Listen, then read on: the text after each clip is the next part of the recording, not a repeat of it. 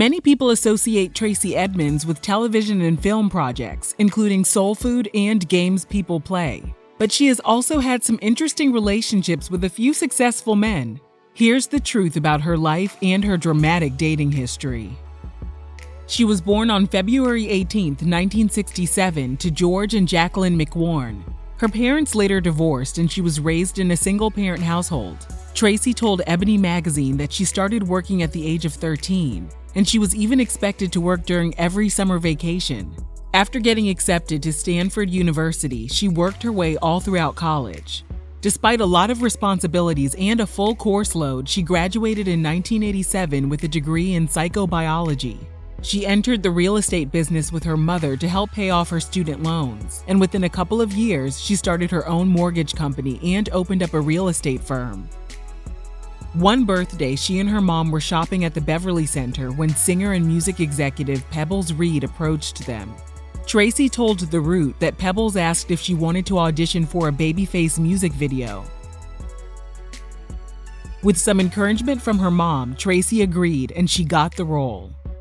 The day before the Whip Appeal video shoot, Tracey broke out in spots of itchy pimples that turned out to be adult chickenpox. Reluctantly, she dropped out of the video shoot. Later that year, her mom was driving down Santa Monica Boulevard when she spotted Babyface coming out of a recording studio. Her mom pulled over, hopped out of the car, and handed him Tracey's business card. A day later, he gave her a call. 2 years after that, they got married and Tracey became his second wife. After their 1992 wedding, Tracey and her new husband settled into their luxurious Beverly Hills estate. Babyface told People magazine that their relationship had a calming effect on him. He said that because of Tracey, he was more stable, more confident, and more satisfied. He added, "It's a cool thing to know you have somebody who's there for you and you're there for them." A year after tying the knot, she made it clear that being a housewife wasn't on her agenda. She founded Yab Yum Entertainment, and her roster of songwriters wrote hits for many A-list performers, including TLC, Toni Braxton, and Diana Ross. After the birth of their first son, they founded a production company together called Edmonds Entertainment. Their first project, the movie Soul Food, was an instant success. The film grossed $43 million, won 5 NAACP Image Awards, and later became a popular Showtime series. The project also helped to establish Tracey as a powerful entertainment mogul. But no amount of awards and money could light a spark between them. He told the Washington Post that he's very laid back and never gets excited about anything. Tracey described him as being mellow and kind of unemotional, just like his mother.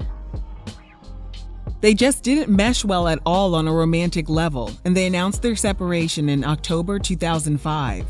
3 months later, she filed for divorce after 13 years of marriage. In a statement to People magazine, they said they planned to continue working on their joint business ventures and would remain the best of friends. During an interview with Oprah's Next Chapter, Babyface said the connection between them was missing throughout their entire marriage. He stated, "We loved each other, but we weren't really in love with each other."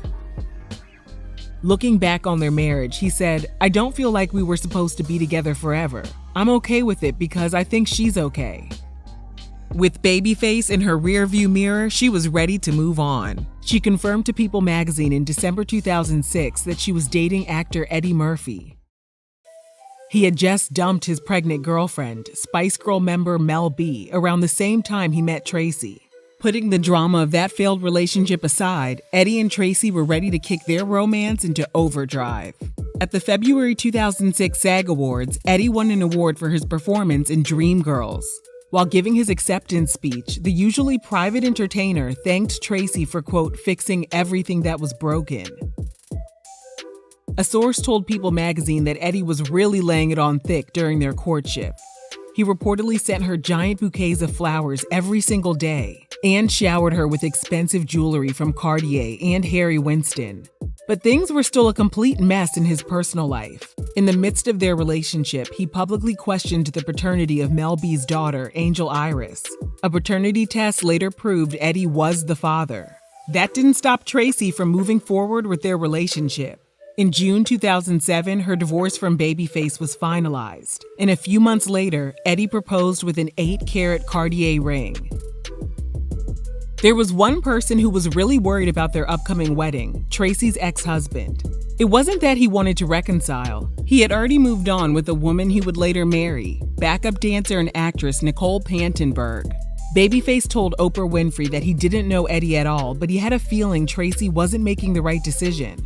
He still considered her to be a part of his family and he wished her the best, but he knew something wasn't right. To ring in the new year, Tracey, Eddie, and 25 of their close family members and friends jetted off to Bora Bora. They conducted a lavish wedding ceremony and they honeymooned on the private French Polynesian island. Eddie reached out to People magazine during their honeymoon to say, "I'm so happy I'm over the moon." But things weren't going great at all. To start, their ceremony wasn't even recognized in the US, so they didn't really get married. Also, anonymous sources said there were red flags before the couple could even digest their wedding cake.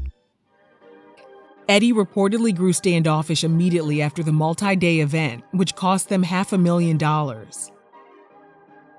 Guests who lingered on the island after the ceremony told People magazine they could hear the couple yelling and Tracey was heard crying during their honeymoon.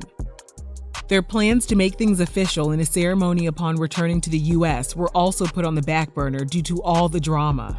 Not only was there conflict between Tracey and Eddie's mother, but the bride and groom allegedly kept arguing over Tracey's refusal to take Eddie's last name. Their main issue was Eddie's living arrangements. An insider told People magazine the actor shared his Los Angeles home with not only his mom, but with his friend and groomsman, singer Johnny Gill. Tracey reportedly called Eddie's house a family reunion home because of all the people that were living there. Before moving into their marital home, she told Eddie she wanted everyone out, but Eddie wouldn't budge. 2 weeks after their 2008 ceremony, their relationship was over. She told The Root she tried to remain optimistic following that disaster.